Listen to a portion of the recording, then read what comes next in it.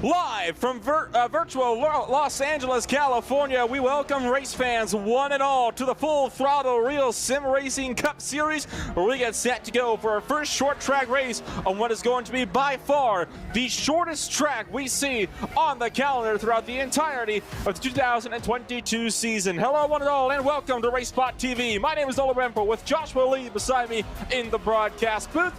And of course, Tyler Maxson filling in for one Hugo Luis for tonight's presentation down behind the cameras. So we get set to go racing for 125 laps around the brand new LA Coliseum. And well, Joshua, I think it's worth noting, if the real world clash was anything to go by, tonight's race is going to be everything we could possibly hope for.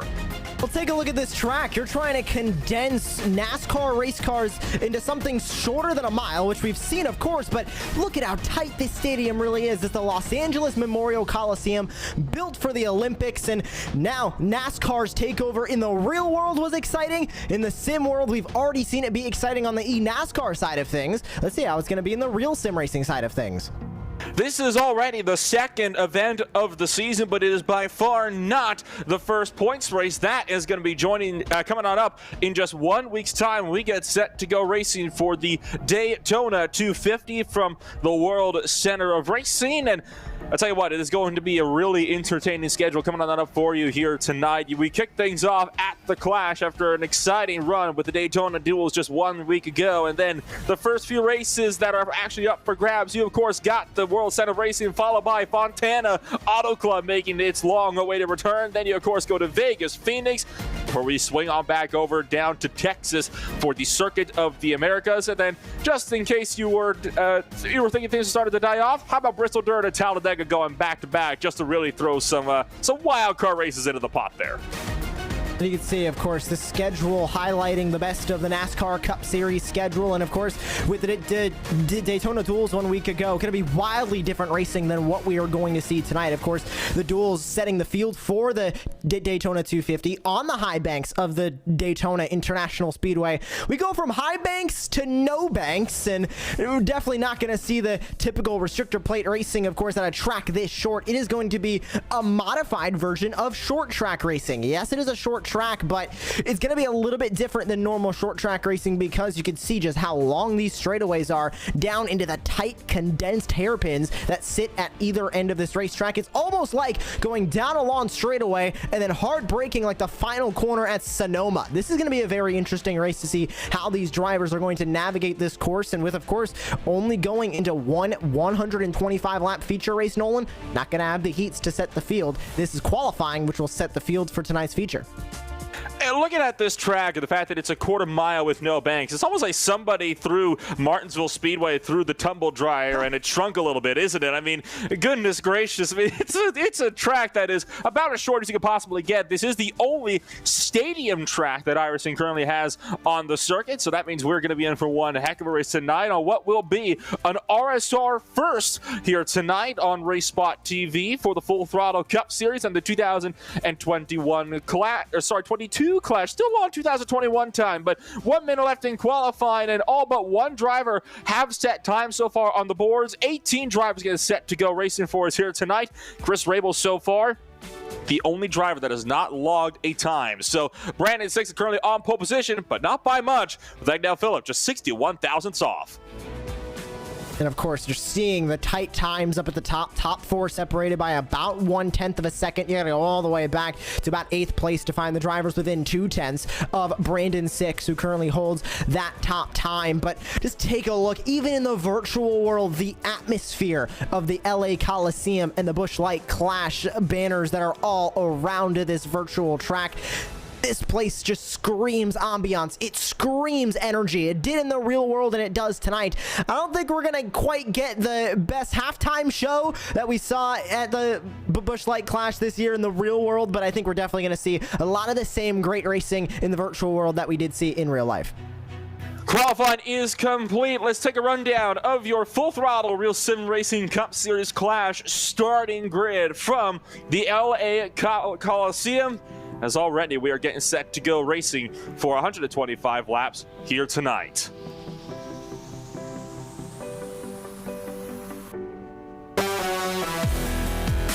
It's It's Brandon 6 on pole position with Agnell Phillip beside him. That'll be up on the front row of tonight's starting grid. It'll be Shane Parrish and David Washington in third and fourth. Cody Harris is in fifth with Jared Weinmeister in sixth. That's had a bit of problems with the gridding graphics, so we'll just run through that for you here. Brady Whitaker is seventh with Michael Johnson at eighth. Rhett McBride is ninth. Thomas George rounds out the top 10 here, Josh.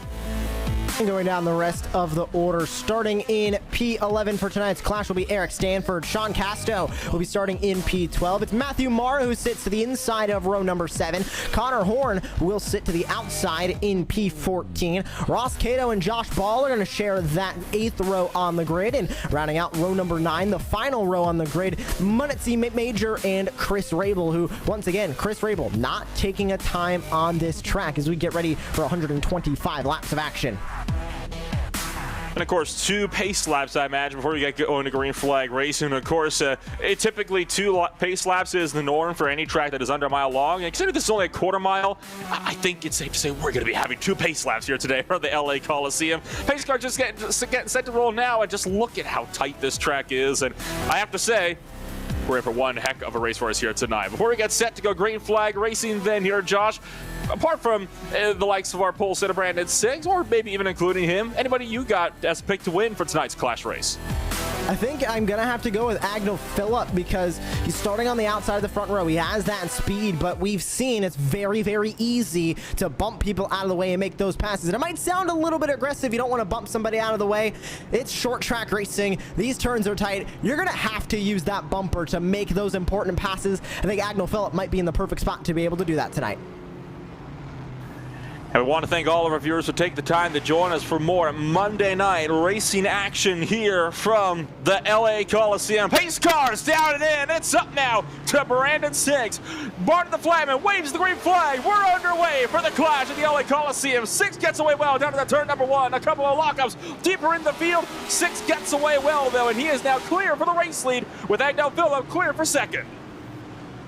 And already just like that, 1 lap is done and in the books, and Brandon 6 out to a great start. Have a look on that outside line. David Washington getting stuck up there. Now he's going to get caught up in an incident as he'll go around. First caution of the night is out, and that's involving the number 98 of David Washington. An unfortunate early incident that'll bring out the first caution flag of the night.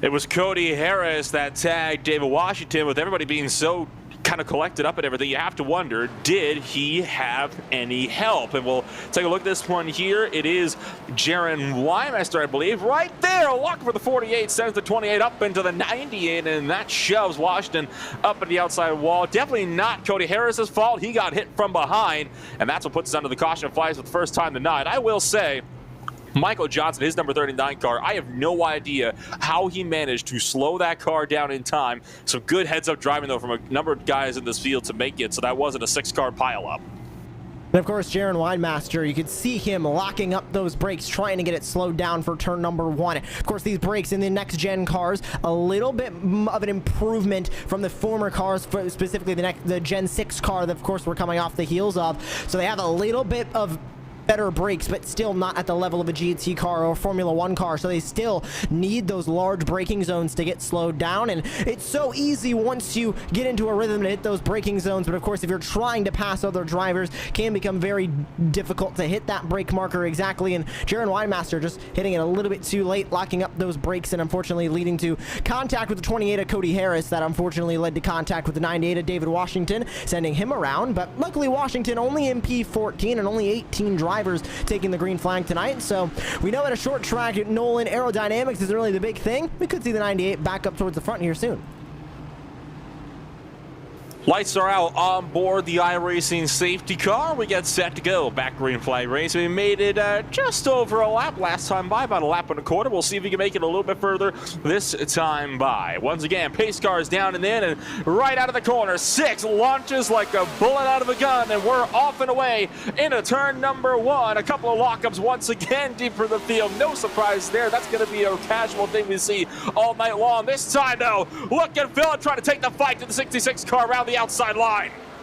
You can see the side-by-side battle now is getting very loose off that corner. Was the number 89 of Shane Parrish, but have a look at the battle for the lead. Here comes Agnell Phillip taking a peek to the outside, and Brandon Six trying to get that power down off the exit at turn number 4 to clear him, and around and into the wall goes Shane Parrish. That was big contact and a big moment, only involving one car though, as now he comes back onto the racetrack. That is Shane Parrish getting involved in that incident early on, second caution of the night.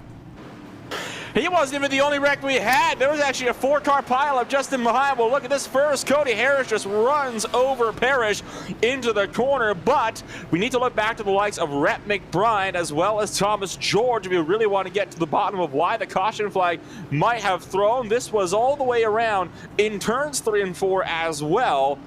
It got a little bit hairy for a good number of drivers out here in the field. We'll take a look at this one now, and you'll see exactly what I mean. This all starts with the number 52 car of Castillo on the inside line. Late brace gets into the 6. That sends McBride around, and all 3 drivers get sent around, and that completely clogged the racetrack to the point where the likes of David Washington had to come to a full stop to avoid getting involved. And we're starting to see just how difficult it really is to drive at this track. It might seem simple, of course, just brake for the left turns and then get back on the throttle once you hit the straightaway, but it's getting those braking zones exactly right. It's racing close around other drivers when you might have a different braking zone than somebody else that you're racing, and just showing the uniqueness of this course and also showing the newness of this course. A lot of these drivers might not have as many laps on this course as they do in Atlanta, or specifically short tracks of Martinsville or a Bristol. They're starting to see the challenges of this course in real time on this race. And Sean Casto did take responsibility for that latest incident. He has been given the end of the longest line penalty for causing an incident. And at that point, I think it is worth noting that there are penalties for causing incidents at races like these. First time, it's a DOL. Second time, it's a 1-lap stop and hold. Third time, you are removed from the race. Also worth noting, there's a time limit on this race. It's 125 laps or an hour and 25 minutes, whichever happens to come first. We're doubled up again. Brandon Six once again has the race lead. He is set to take us back to the green flag as we're back underway on lap number 14 from the LA Coliseum. You can see another dynamite restart from Brandon Six. Put the 66 out to the front of the field once again. That's going to put Agnell Phillip back in second. So it looks like more drama towards the back as Shane Parrish is slow on the back straightaway. No incident. We stay green. So we see a side-by-side battle between the 39 of Michael Johnson and the 04 of Brandon Whitaker. A little bit of a connection issue there for Johnson. He's back. Now being chased on is the 67 of Connor Horn. And news about Shane Parrish. Parrish was disqualified from the race, not from race controls doing, mind you. I believe Parrish had a meatball flag that was not served. And of course, if you don't serve that meatball flag, iRacing removes you from the race itself, just to make sure you don't cause an incident. And of course, it's admittedly, not having raced on this course, not sure exactly how difficult it is or if you can get damage repaired on pit road at a track like this, but that could spell some issues for these guys, Nolan, if they get those meatball flags and have the inability to reach pit road and get that damage repaired. Caution flag is out. 1 car around on the back straightaway. It was Matthew Mara that brings us and puts us in a caution for the 3rd time tonight. This time, no assistance required. And I saw it kind of just at the top of the shot, just a little bit too heavy on the lead foot. Watches on the back straightaway, just goes for a small little spin, tags the inside wall. Other than that, no harm, no foul. Mara stays on the lead lap, and we're under caution for the 3rd time tonight. Of course, cautions breed cautions, and I think as these drivers sort of figure out how to race this course, because of course they had the 30 minutes of practice, they had 5 minutes and 2 laps of qualifying, and of course any practice they did offline before hopping into the race server for tonight, and then now they're on the track for 125 laps of racing. So I think, Nolan, what we're really seeing on this course is a lot of drivers who maybe did not put as much time in as they wanted to, making some simple mistakes, but of course with a short track like this, you're running close together to everybody. Small mistakes will lead to contact, and of course contact leads to cautions. And so under the caution flag for yet another time here tonight, most likely not going to be the last time we're going to be seeing that, right? We're expecting to see a good number of drivers kind of having to kind of lose their way a little bit as time goes along. So hopefully we'll be seeing some more green flag runs as we get deeper and deeper into this race. But early on, we kind of expected this coming into this, right? You know, a race that has a bunch of cautions, it was most likely going to be kind of the way this type of race was going to play out. Yeah, I think everybody coming into this race kind of knew this was going to be what we were going to see at the beginning. Not necessarily with bad drivers on the course, but new car combined with a new track, combined with not a lot of practice during these last couple of weeks for a lot of these drivers, will lead to incidents that we are seeing on this racetrack. We'll see if we get a long green flag run here, which is really going to make things interesting. Doubled up once again behind the iRacing safety car. Pace car gets set to pull it down, and then we are going to go back to green flag racing. And down to the turn number 1, Brandon 6 currently holding strong from the likes of Jared Wymaster. Agnell Phillips still holding second place around the top side, but now Wymaster trying to go down the inside, and he'll pick up the second position for the number 94 A51 machine, but maybe not quite so fast, because Phillips so far has been able to get some great runs on the exit of these corners. Very, very difficult to get these runs coming down these straightaways at these kind of short tracks because you're slowing down so much for the corners. So you need to make sure you're rolling these corners and getting that throttle down and not having those tires spin from the rear and being able to get as much power to the ground as you possibly can. So we see a lot of side-by-side battles, a lot of positions being swapped. Here's the battle towards the back of the field, towards the front of the field, excuse me, between the 39 and the 94. Johnson versus Phillip, and take a look at the 67 of Cody Harris locking it up as he goes into 3. And that's going to put Cody Harris into the outside wall on corner exit. His exit was compromised because Connor Horn drifted across his line, but Cody Harris did a good job. He's going to reset himself and get set right in behind. Now he'll fall into the 6th position. Looking a little bit further back, there's Eric Stanford trying to get around Braden Whitaker. That's a dive bomb right going in for the 8th position on the racetrack. Stanford trying to track out, but Braden Whitaker just keeps him at bay as for the time being in his 04 Extreme Performance Motorsports Chevrolet. Already 30 laps are in the books, which of course these laps go so quick here at the LA Coliseum. 13 seconds really on a lap time, upwards of 14 seconds once these tires start to burn off. And Brandon 6 is looking to pull away and look in his rear view mirror and wave to the number 48 of Jaron Winemaster. But you can see just how tight they get on the exit of these corners, and take a look at the dive to the inside for second place. Here comes Michael Johnson as they fight with the lap machine. Oh no! There's contact. Michael Johnson around, and Munatsi Major's going to get into this one. That's going to clog the racetrack. And at the end of it all, Wymaster hooked Johnson, and I think that is very clear what happened there. Just again, too trigger happy on the throttle pedal, and that just sent the 48 big time into Michael Johnson, and it was on from there. And again, we're seeing how easy it is for quick contact to be made. And I think something that we haven't brought up yet, Nolan, is just how quickly things happen at this track. You're going 14 seconds from start-finish to start-finish and completing a lap.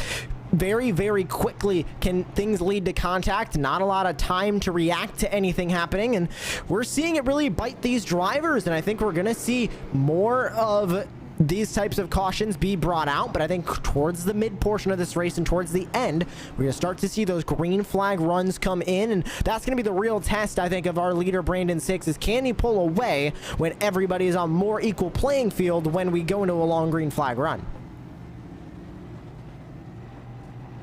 So far, it has been a relatively solid race. Well, you got 2 drivers that are a lap down. Munatsi Major went a lap down, and he did not get the lucky dog free pass on this latest caution because he was directly involved with that incident, running right in to the car that was stopped on the racetrack. And of course, you got Shane Parrish, who was DQ'd about 15 laps ago for ignoring a meatball flag handed down by iRacing for having too much damage on the car. And for those that don't know what a meatball flag is, it's the black flag with an orange disc in the middle of it, and that of course means there is something wrong with your car mechanical wise. You're either leaking oil or you've got some kind of really damaged part in your car. You need to come into pit road and clean it up. And the way this works universally across motorsports, if you do not serve that meatball flag, you will be penalized. In some cases, it could be just to come into pit road and serve a stop and hold penalty before fixing the damage, or in other cases, you get disqualified altogether. It happens to be the latter when it comes to the iRacing service, as the pace car lights are now out on the pace car. Of course, lights going out means we're going back to green this time by. We've seen now 4 dynamite restarts from Brandon 6. Will we see another one when this green flag drops? Can he get in front of Jaron Winemaster? And what can Jaron Winemaster do from the outside of the front row? Can the 48 bounce back? This time by, it's a bit of a dead even restart. Brandon 6 did not get nearly as good of a launch as Jaron Wymaster, who held right with him into turn number 1, but 6 gonna pull clear. Wymaster, I think, giving him a bit of space. Oh, he's gonna take him out! Brandon 6 run over by Wymaster. That times the whole field up 3, almost 4 wide out of turn number 4. Somehow they managed to survive it, though, and the caution is out as David Washington has been punted around at the back portion of the field, and I think it might have been Stanford, and all of that result of a major checkup deeper in the field, I believe in reaction to the chaos that was going on up in front. And you can really see on the 48 of Jaron Winemaster when he went into turn number 3, he definitely was not trying to make that contact with the 66 of Brandon 6, and he ended up basically turning the wheel straight to the right to try and avoid that contact. That sent him up the road. That led to 3 wide moment there off of turn number 4, and now back under the yellow flag, and just as quickly we'll be back under the green flag. But yeah, Nolan, just a stack up there towards the back of the pack, most likely reacting to the 3 wide, and maybe one driver reacting a little bit too much and slamming on those brakes because they thought a bit bigger incident was ahead.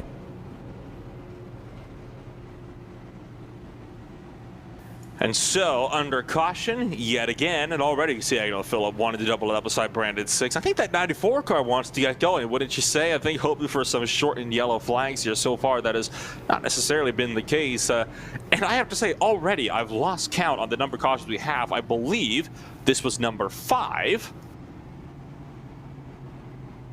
And now, good news from Nazi Major. He will this time get the lucky dog. Major's back on the lead lap, meaning all cars currently on the track are able to fight for a race win. I believe we're a little bit north of 5 cautions now, Nolan, and of course you can see just how quickly these laps are already going down, already about a third of the way through this race.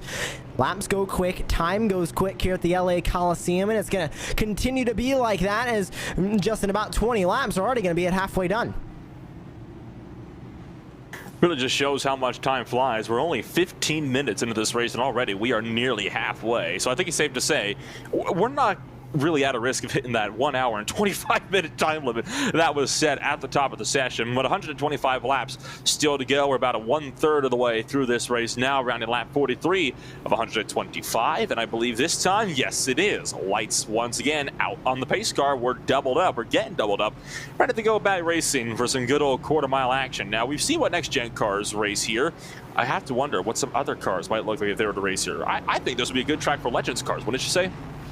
Definitely think that. I think super late models, and just for fun, maybe a moon car or a bottom split idea in there. Mercedes W12 at this track. Oh, it no. Definitely seems like a recipe for memes, but no, we're back green.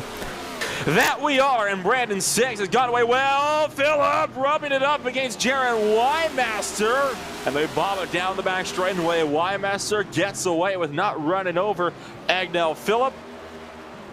And back down into turn number 1, and a lockup big time for the number 6 of Thomas George, just in behind, as Wymaster, I believe, will clear for second place. Yes, he will. Big first side-by-side battle between Michael Johnson and Braden Whitaker. That is down into turn number 1 for spots just a little way further back. That is for 7th place at the moment. As well as that, you got Connor Horn trying to find the outside line for P5 for Thomas George. So you've got 2 different battles going on just around with each other, and at the moment, Whitaker holding the inside. Michael Johnson, though, I would say doing a phenomenal job on braking late so he could carry some more momentum around on the corner exit. And And just how quickly that green flag came back out. How about Brandon 6 already pulling away at the front of the field? Look at that banged up number 38 and 39, of Michael Johnson fighting with Braden Whitaker, who sits on the inside. But look at the power that the 39 is going to try and use and slingshot himself along the outside. This is a typical short track moment here, Nolan. A banged up car still fighting with some of the leaders here as he tries to hold on to P7 outside line as they go through 3 and 4. He might have him cleared with a deep break here into turn 1. He's going to cover off that spot, give the 7 spot, or keep the 7 spot, is 39. That was perfectly executed. Once he cleared from the outside, immediately jumped down low and brake just a touch later. Oh, and Whitaker having a bit of a tank slapper on the exit of turn 4. Manatsu Major, meanwhile, has come down to the pit road in the last 3 laps or so. While all of this was going on, I believe they will now be out of the race going forward. And you talked about how Michael Rhett McBride getting sent by Josh Ball. Oh, and he's into the wall. And this time there's no caution. Sean Castro wrecks along with the number 9, and caution flag finally waves. That was a massive chain reaction that all kicked off from that hit with Rhett McBride and Josh Ball. And in turn 3, there was the initial hit. That was, and now exiting turn 4, too heavy on the throttle pedal for McBride. That checked him up into Ball, and it was on from there, and Castro was just the innocent bystander. Yeah, definitely looked like there just a chain reaction of incidents happening that eventually led to that larger incident that we saw to bring out the caution. But how about Brandon 6? He hasn't really moved from the top of the field yet. He is still at the top and still fighting with Winemaster, who has been able to hold in there. Agno Phillip now falls to P3, but Cody Harris and Thomas George edge of the top 5. I think they just need a little bit more momentum, maybe a little bit more green flag time, and we could see them rivaling with Brandon 6 at the front of the field for the race lead.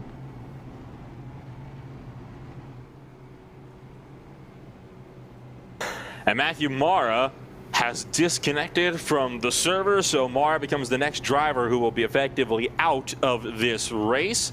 Manatsu Major still sitting in pit road, but not in the race car, so it looks as though it will once again be now 3 cars out of this race, making this just a 15-car grid field up at the front of this thing. Now, you want to talk about some drivers that don't have a nose. We talk about Josh Ball, who's got no front clip, and Michael Johnson, of course, with no front hood to cover his engine. Nobody else missing any kind of body panels for the time being.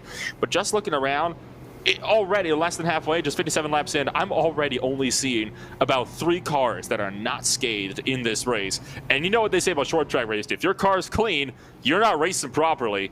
I think for the LA Coliseum, that pretty much just sums up every race we've so far had or witnessed here, to be honest. I think what we are going to see as we enter the last half of this race, Nolan, is a lot of drivers starting to use the lessons they're learning in this first half of the race and apply it to the second half, because we're seeing now drivers try and use that outside line a little bit more to their advantage. Maybe they originally thought it was going to be a bottom lane race. Now we're seeing that the outside line can be used if you have the car to run up there.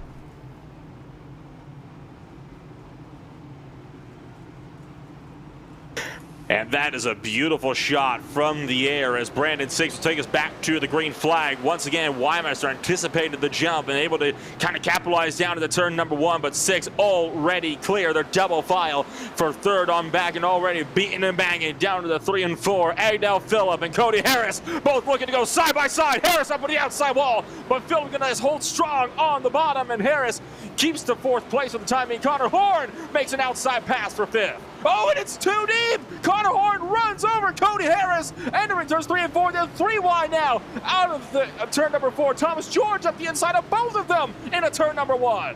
Somehow, through the bumping, through the banging, they were able to keep it straight, and we stay green. It's side by side, 3 rows deep as they exit turn number 4. Trying to power around the outside in P4 will be Cody Harris, but take a look at Thomas George down on the inside, and a big run for the 6 is going to go front, but Harris makes more contact with him, and he's going to spin him off 4. Caution flag isn't going to be out again. I have to say, I find it hard to believe that there was not something malicious vicious going on there, Josh, because of course, remember how hard George was racing with him. He muscled the 28 car up and out of the way, and the very next corner, Cody Harris sent him, and you saw it right there, just tagged him once, twice. There was a bit of a hit from the 39, yes, but Cody Harris initiated it all, and Cody Harris puts us under the yellow flag once again.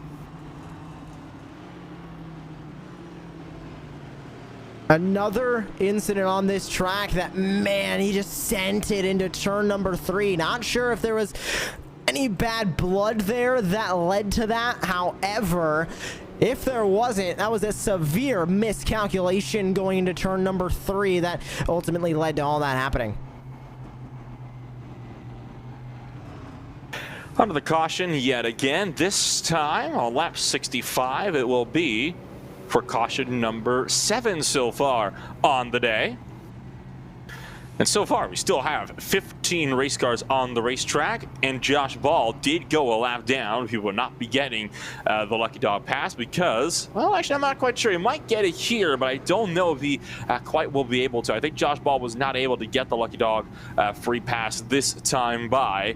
And maybe next time, though, Josh, there is still a long way to go as we are just now entering the second half of this race. So it's 6 from Wymaster, Phillip, Johnson, Rabel to round out the top 5 in tonight's field, and still a long way to go from the LA Coliseum. And you mentioned a long way to go, even though we are just now crossing over halfway done. And unfortunately, we will not have a halftime show for all of you watching here on RaceSpotTV, but we have plenty of more racing coming up in the last half of this event. And now we're seeing Brandon Six, every restart he is nailing. Jaron Winemaster trying to get up to him, but every time off the green flag, Brandon Six is getting 3, 4, 5 tenths in front and doesn't leave anything for Winemaster to get up there and fight with. Agnell Phillip in third as a similar pace to the 66. Can't get by the 48. We're seeing this is going to be Brandon Six's race to lose, and I think he is going to lose it on a bad restart or maybe even a botched corner exit that will lead to him into the wall or a bad run down the straightaway.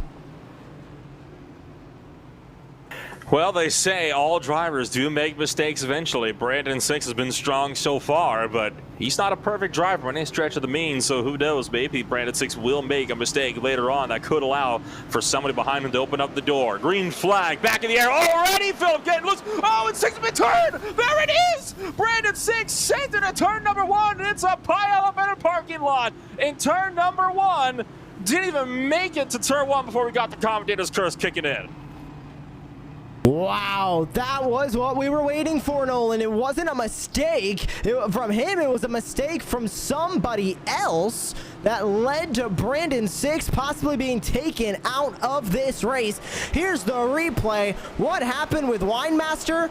That just looked like Brandon Six maybe braked a little bit too early, and maybe Jaron Winemaster expecting the 66 to start turning a little bit sooner into the corner, and yeah, it just turned a little bit too early, weren't on the brakes, and an exact opposite reaction from the 66. And all the while, Jaron Winemaster did take responsibility for the incident as you look at on board. I mean, it's pretty hard to deny it right there. I mean, just send Six into the corner. But Jaron Winemaster did take responsibility for the incident. He will receive the end of the line penalty. This is the first incident he has claimed so far over the race. Interestingly enough, he did not claim the last 2 incidents where he was run over. Those will be going to post-race review. So with all of that said and done, that puts Michael Johnson now up into the race lead. Cody Harris entered pit road, by the way, and I do believe there was a second car down in the lane as well. It was Connor Horn that has also made an entry into pit road. This time by, Josh Ball did get his Lucky Dog free pass. He'll put himself, I believe now, back onto the lead lap. So that makes it now 14 drivers on the lead lap with Harris 1 down. I'll tell you what, this has been an interesting race so far, and while I am listening to some of the drivers' radios down here, Josh, and while I may be caution Phil, the drivers, they're still having a gal of a time down there. I mean, it makes sense. This is a very, very energetic racetrack, not only in the real world, but also virtually, and it's very, very fun to race at this track. It's typical short track fun mixed with the ambiance of a stadium event, which is just the pinnacle of energy is events inside a stadium. So what more could you get from this track?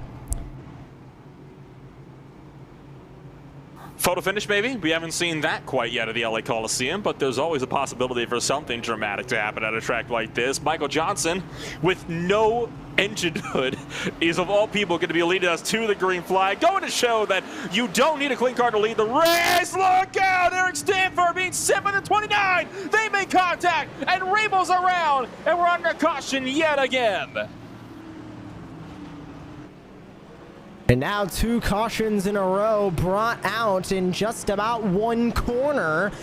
Let's see what happened on this one here, Nolan. Just looked like another instance of different braking zones coming into play and just a stack up going on. The 19 got very loose coming off of turn number 2, possibly because he did have a little bit of help going into turn number 1. That just kind of led to more momentum being carried through the corner than he wanted, and ultimately led to more contact, more spins, and we're back under the caution flag once again.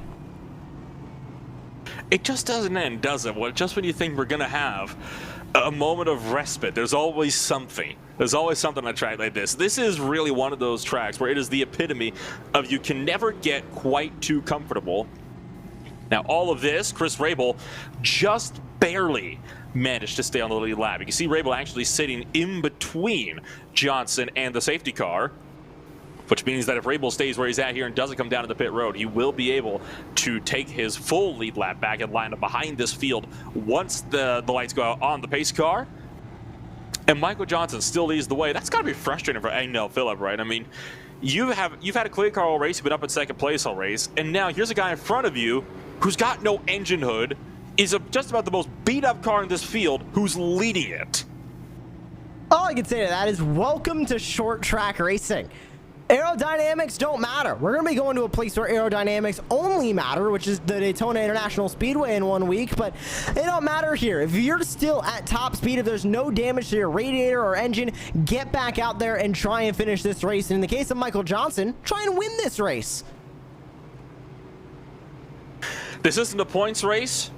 There is no cash prize at the end of this. It's a race for funsies.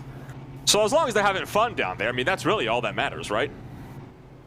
Yeah, ultimately with no points on the line, if you're not having fun, there is a problem that needs to be addressed. But the drivers are having fun on the track. I think we're having fun up here in the booth, and we're just ready to see some more exciting racing. Whatever we've seen on the track under the green flag has been exciting. It's not like it's been caution-filled and boring racing when we're under green. It has been some amazing racing. If we get a long green flag run, we're going to see just even more of that. Pace car about to pull down, and then Michael Johnson back to the field at 23 miles an hour. Well, it's not like it's too much. Pace speed is only 25. We're back to green flag racing. Johnson clear into turn 1. Will we make it more than 2 corners this time around? It looks like we'll make it at least to turn number 3 this time by. Phillip and Johnson both gotten away very, very well, pulling out about 4 car lengths over the likes of Sean Casto down in 3rd. And already Phil looking to apply the pressure for the race lead. Deeper in the field, you see Thomas George along with David Washington going side by side down in turn numbers 3 and 4. That's about for 7th place. Just behind them, the fight for 9th between Horn and Weinmaster.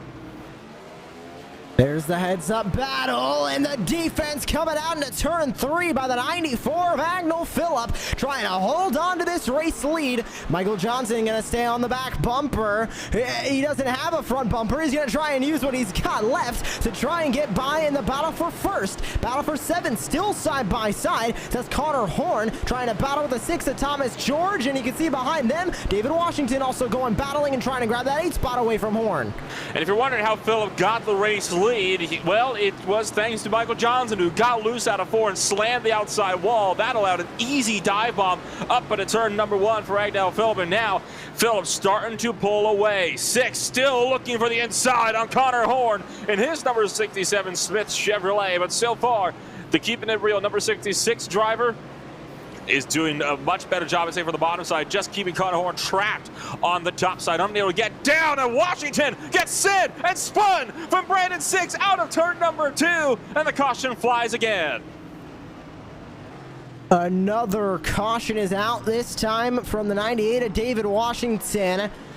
We'll see how this incident developed. We'll see that replay.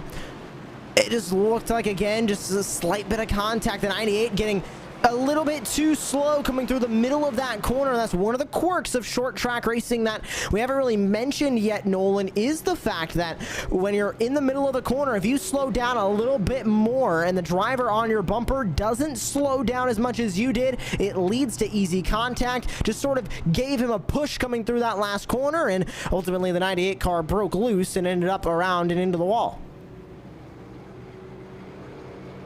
Yeah, I think it was that little bit of a tap that he got entering the corner. It kind of unsettled him because it was, I would say that the spin itself was way too soon after that hit for it to be a total coincidence. I'm not going to say it had everything to do with it, but I feel like he just got a little bit unsettled, and that was just enough to be able to send him around. So unfortunate for Washington, who's been doing such a good job tonight. I will say it has been a bit interesting so far with people kind of being a question as to who's really to blame for some of these incidents. We are now on caution number 10, and so far only 2 of those 10 cautions have actually been claimed by drivers on the racetrack. Every single one has either been so far a racing incident or people have not claimed responsibility for those incidents.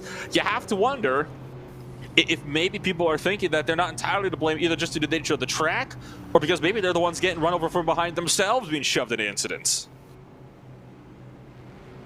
And at this stage, as we're going to go to roughly about 30 laps to go here soon, the contact is going to have monumental ramifications, specifically if it happens up at the front, because we're seeing a lot of damaged race cars now up at the front. Of course, most notably the 39 of Michael Johnson, who sits on the outside of the front row right now. He has basically no front end to that race car. If we see more contact, if we see more damage for these drivers, could lead to mechanical problems for the cars that could lead to them either getting that DQ for damage or being put into a position where their car cannot perform at 100%.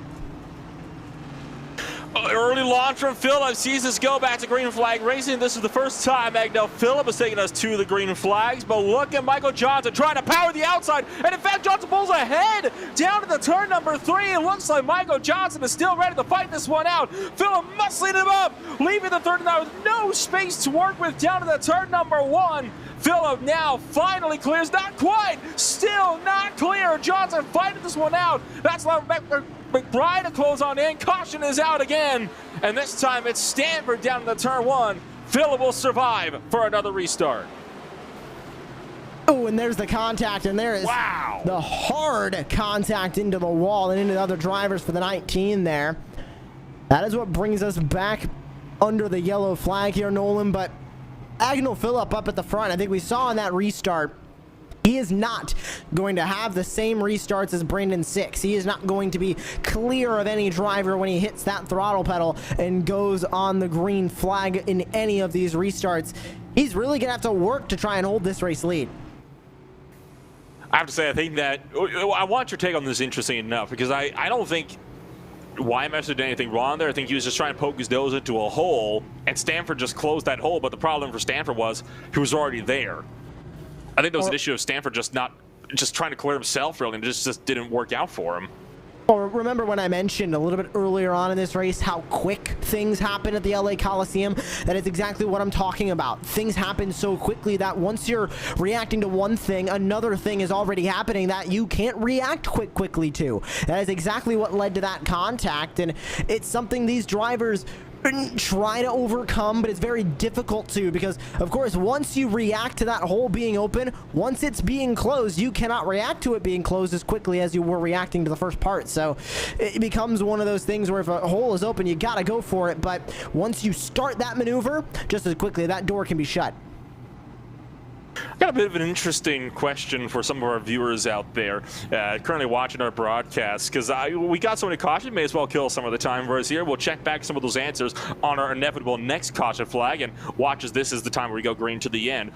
But if you had the choice, now this is not including the Gen 6 cars or any other of the current Cup cars, right? What car or cars, multi-class as an option, would you race at the LA Coliseum for 500 laps. Let us know. We'll check back in on that one in about, I would say, 5 minutes or so, or 30 seconds, depends on how soon this next caution flag comes out. Lights are out on the pace car. Again, my vote is the Mercedes W12. I just think F1 cars around this track would be so great to watch just for 500 laps. Green flag is back in the air. The top two have just broken away by a country mile. Lock up from McBride. Muscles Casto out wide to the outside wall. Michael Johnson still with second place, trying to pull around Phillip. He gets loose though, and Phillip finally clears. And now McBride trying to lunge up the inside into turn one. Not going to happen though for Rhett McBride. And so Sean Castle will hold fourth. Look at Connor Horn trying to make a move for the outside line, but that's only going to open up the door for Braden Whitaker to strike, and they make contact down the front straightaway. That contact does not lead to a caution as everybody's going to single file out, but you can see how loose everybody is getting on the exit of these corners. They'll dive it back in, get back on the throttle, hope for no wheel spin, and nobody up at the front gets it that time by the line. Just as quickly as we go on to lap number 103, we're going to have 20 laps to go here in just a few moments, as look how close the top five are getting as racing side by side now. Two cars with absolutely no front bumpers. It's the 29 of Rabel versus the 9 of Ball. This is starting to get tight up here at the front of this field. Look at Sean Casto trying to keep the likes of Connor Horn at bay. Down to the turn number one. It's not going to happen, though, and Connor Horn moves up into P number 4. 20 laps to go this time by what has already got to be one of the longest green flag runs we have seen all race so far. But what a race it has been. I mean, this has just been non-stop action from start to finish, and the short edge of this track means that the cautions are just as short, and that means we can get back to racing action that much quicker, meaning there's never really a dull moment at the LA Coliseum. Single filed all the way out throughout the field for the first time all race long. You can see just how loose the 15 of Rhett McBride got on the exit of turn 4 there. Everybody trying to get as much power down into the wheels as they possibly can becomes very difficult, especially as these tires wear down, to get that power down and not have the wheels be spinning. Here's a slide to the inside for Connor Horn, locking up the brakes, but the 67 is going to be to the inside of the 15, going for a podium spot at P3, side by side across the line. McBride's trying to power around the outside line. And Rhett McBride says no hard feelings. He says it's good racing, let it rip. And I have to say, I am all with McBride on this one. Horn gets clear. Sean Casto now tries to follow through, but looks like Rhett McBride is looking to hold on to that fourth place as best he can as Horn is up in the third. Caution or trouble in the back. It is Jaron Weimeister going around. No caution. We keep it green. The number 48 car got turned by Brandon Six. There was no yellow though off the racing line, so we're still green flag racing. Casto and Whitaker looking to go side by side from fifth. They make contact out of turn 4. Casto almost gets turned around. Thomas George will sweep through and pick up 6th. We are starting to get into the pinnacle moments of this race. How about Agnell Phillip up at the front, now pulling away from second place Michael Johnson as they race on behind. Connor Horn now sits at the edge of the podium, about to catch up to Michael Johnson, and he's going to go for that second spot. He's going to take that second spot in a swift move for second place. What can Connor Horn do with 11 to go? Does he have enough time and enough speed to catch Agnell Phillip?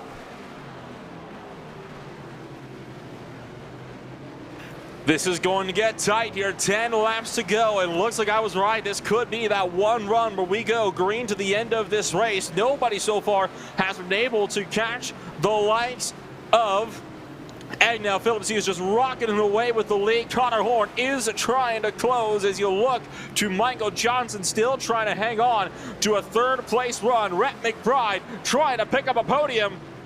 And all the while, look up the road. Connor Horn is closed in on Agnell Phillip. We're about to have a fight for the lead in our hands, and this is going to get tight with under 10 laps to go from the Coliseum. Connor Horn has caught Agnell Phillip. This is going to be the fight for the race win. You're on board with the number 94 Chevrolet Camaro ZL1 as he tries to run away with the lead. Connor Horn still sitting, waiting, watching, about 5/10 back. Lap traffic ahead. How is that going to affect this race as we go on board with the Smith Sim Racing driver Connor Horn with 6 laps to go? 6 to go. Does he have enough time to reel in Agnell Phillip? It's really give or take at this point. You gain the 10th one lap, lose it the next. This time by, it is just over 10th gain. Up to Agnell Phillip. Brandon 6, meanwhile, has had a spin. The number 66 car just lost all of his spots on the racetrack. That was actually, sorry, wasn't a spin. Brandon 6's motor is let go. But there will be no caution. We still stay green. 3 to go from the Coliseum this time by. Agnell Phillip on full defense as he tries to defend that bottom line as much as he can. Oh, he gets loose! He gets loose! Here comes Connor Horn to the back bumper. The big defense comes out from Agnell Phillip. Can Connor Horn get to the bottom? Can he get to that race lead? Still defending with all he's got is the number 94. 2 to go at the line. 2 laps to go. Will Connor Horn use the chrome horn on his number 67 machine? He gets loose out of turn number 2, but down the back straightaway, still right there with it. 1 lap to go and a quarter mile to go for Agnell Phillip. Lap traffic might become a problem here if Phillip can't get clear. Horn's got 1 more chance. Does he have what it takes to go for the race win? Looks like he will not. There's going to be 1 tap, but it's not enough. And Agnell Phillip wins the clash from the LA Coliseum. What a race, what a finish. Agnell Phillip takes advantage, making the least amount of mistakes of the night. He won't walk away completely clean. You can see the front end of that Chevy Camaro banged in, but what a night, what a race win for Agnell Phillip. Absolutely stunning race. We got the green flag runs in at the end. So with that all said and done, let's take a rundown of your official post-race results as Agnell Phillip will get set to burn it down. Oh, and look out for Weimaster, giving a little bit of a photo bomb there to the number 94. We'll take a look at your post-race results here from the LA Coliseum from your Full Throttle RealSimRacing Cup Series Clash of 2022. Phillip was first place with Connor Horn in second. It was Michael Johnson in third. Rhett McBride was fourth with Braden Whitaker rounding out the top 5. It was Thomas George in sixth with David Washington in seventh. Sean Casto was eighth. Chris Rabel was ninth. And it was Josh Ball rounding out the top 10.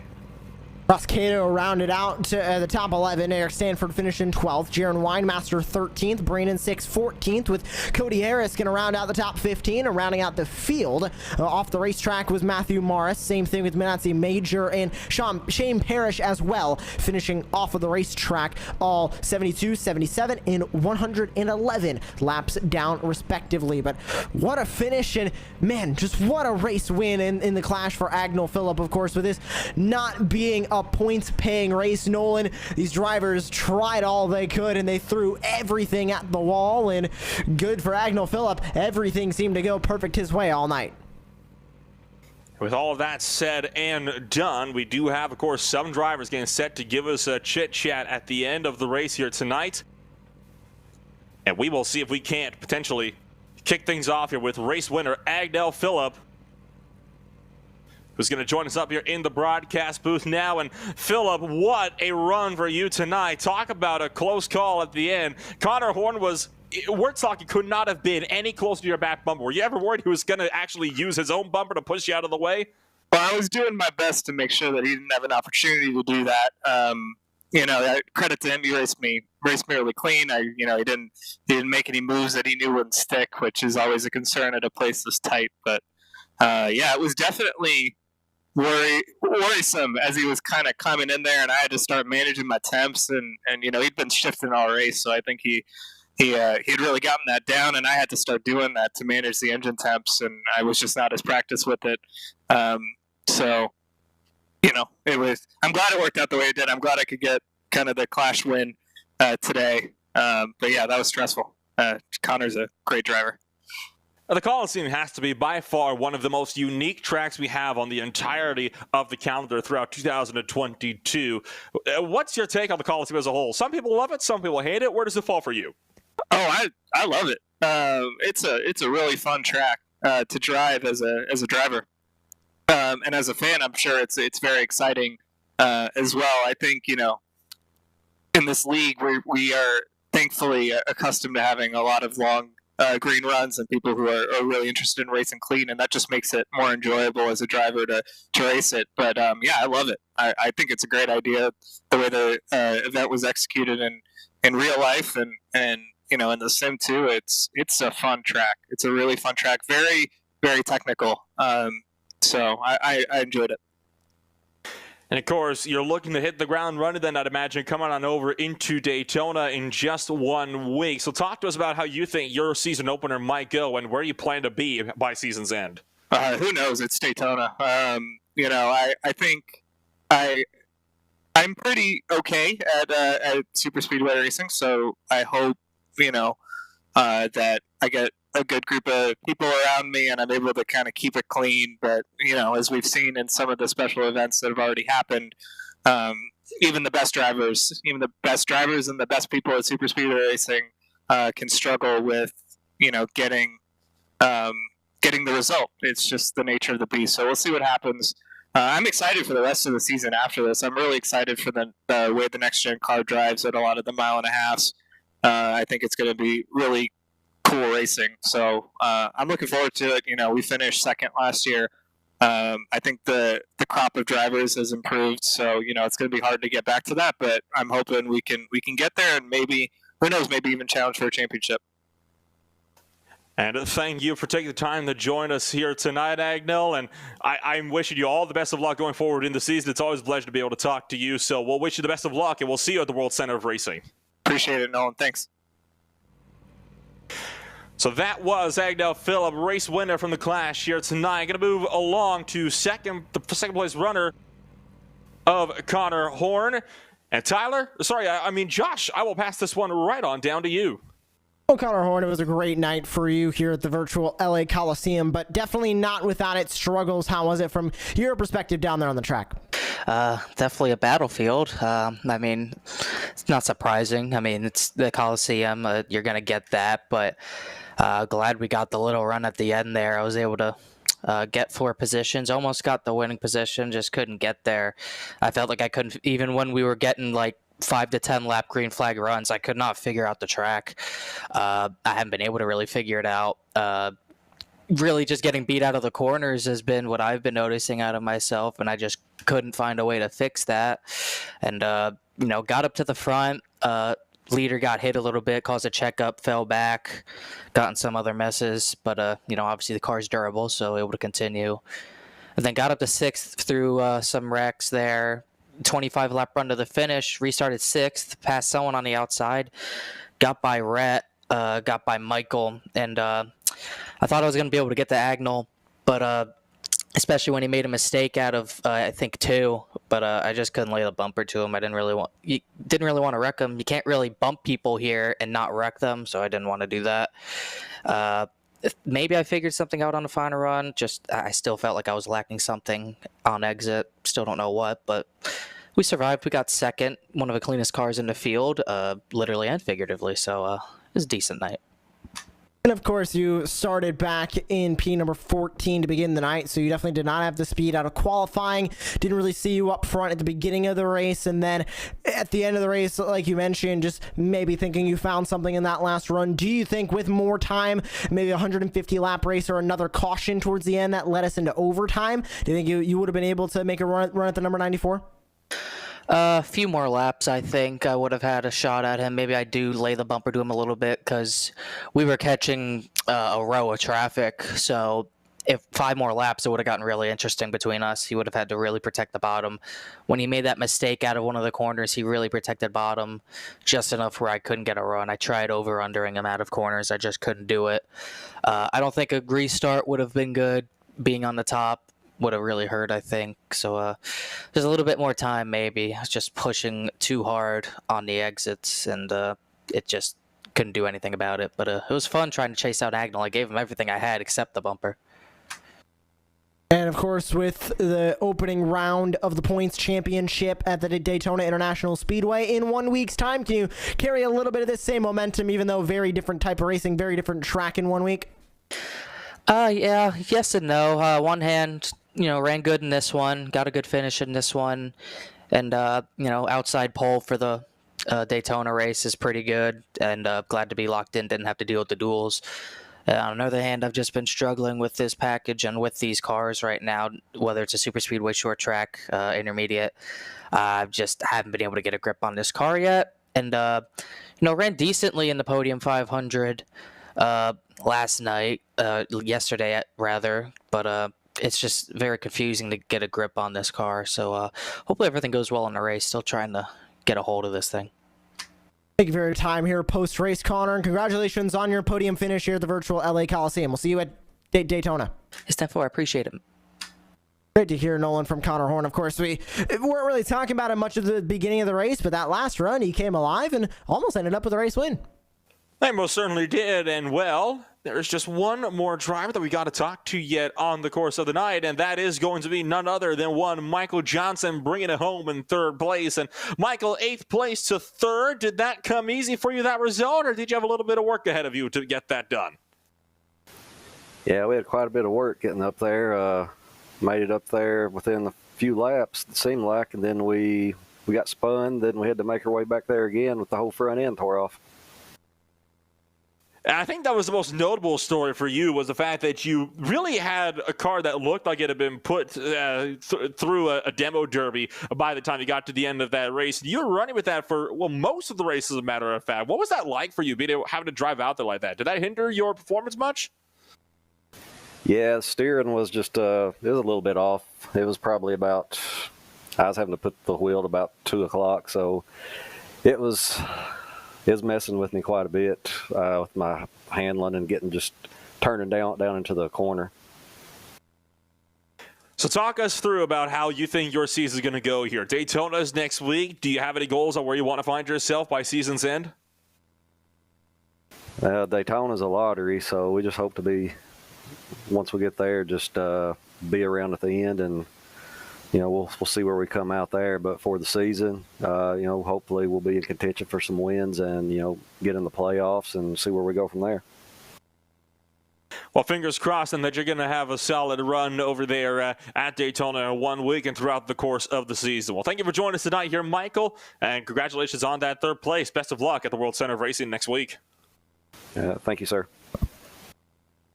So that was Michael Johnson, the final driver on the podium, and I have to say, it was an absolute thriller of a race here tonight. I mean, 125 laps of just nonstop action from start to finish, and we got that green flag run there in the end. We just had to work through a few, shall I say, hiccups in order to get there. I definitely think it's the growing pains of a race at this track, right? Not a lot of practice, especially here in the race server, and just kind of getting thrusted in to the race there for 125 laps. You can expect some mistakes, but ultimately we saw some amazing racing after all of that we saw, and Connor Horn almost making the move for the race win, but ultimately not wanting to make the contact. A very gentleman way of ending that race, and Agnell Phillip ended up with the race win. Let's take a look one more time at the schedule to just kind of remind everybody of where we're at for the time being. This was the last race before we get started for the actual 2022 season, where we get set to go racing for 100 laps and 250 miles at the Daytona International Speedway. And as you can see, there's a lot of very exciting races coming on up here for what should be a barn burner of an opening few races to this season. I have to say, Josh, I am looking forward to watching every last lap of it.